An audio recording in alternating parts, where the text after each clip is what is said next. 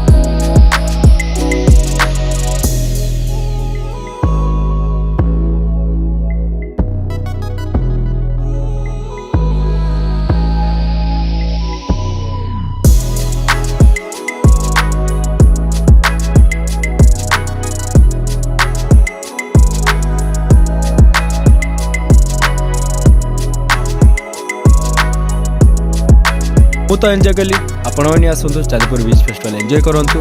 तो यार डेट रोचे जनवरी 8 ରୁ 11। तो वीडियो भल लगते लाइक शेयर सब्सक्राइब करने जमार भी भूलिए। आउ कमेंट बॉक्स जो मैंने चांदीपुर बीच फेस्टिवल बुली सारी कमेंट बॉक्स येस बोली लिखती। तो रही नमस्कार, जय जगन्नाथ।